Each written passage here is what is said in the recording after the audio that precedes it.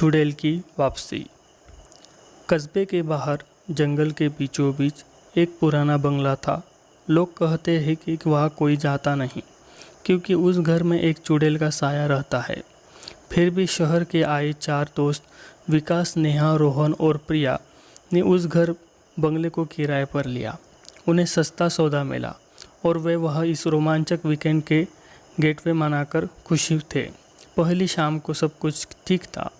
दोस्तों ने खाना बनाया, गाने गाए और हंसी मजाक किया। लेकिन रात होते ही माहौल बदल गया। नेहा को लगा कि कोई खिड़की के बाहर उसे देख रहा है। उन्होंने बाहर झाँका, लेकिन वहाँ सिर्फ अंधेरा और पेड़ों की छाया थी। उसने दोस्तों को बताया, पर रोहन ने हंसते हुए कहा, तू डरपोक है नेहा, ये जंगल है, कोई भूत वूत नहीं। आधी रात को बंगले की लकड़ी की सीढ़ियाँ चरमराने लगी। विकास जो सो रहा था अचानक जाग गया। उसे लगा कि कोई ऊपर मंजिल पर चल रहा है। उसने प्रिया को जगाया और दोनों ने टॉर्च लेकर ऊपर जाने का फैसला किया।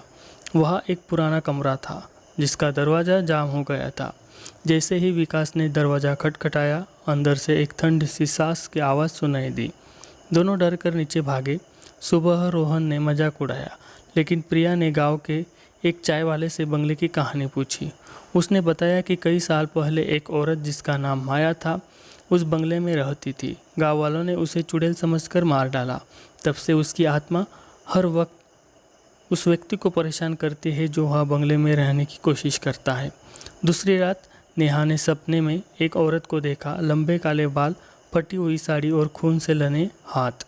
वह औरत कह रही थी, मेरे साथ रहो। नेहा चीख कर जागी। उसने दोस्तों को बताया, लेकिन अब रोहन भी डरने लगा था। उन्होंने बंगला छोड़ने का फैसला किया। उस पर उनकी गाड़ी स्टार्ट नहीं हो रही थी। रात को बिजली चली गई। अंधेरे में प्रिया ने देखा कि बंगले का पुराना आईना हिल रहा है। उसने टॉर्च की रोशनी डाली और आईने में माया की परछाई दिखी। माया ने मुस्कुराते हुए कहा, तुम मेरे बिना नहीं जा सकते। प्रिया की चीख सुनकर सब दौड़ आए, लेकिन तब तक माया की परछाई गायब हो चुकी थी। हिम्मत करके विकास ने गांव के एक पंडित को बुलाया।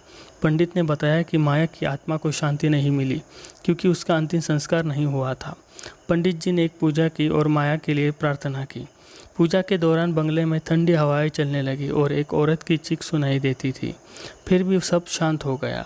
अगली सुबह दोस्तों ने गाड़ी स्टार्ट हो गई। उन्होंने बंगला छोड़ा और कभी पीछे मुड़कर नहीं देखा।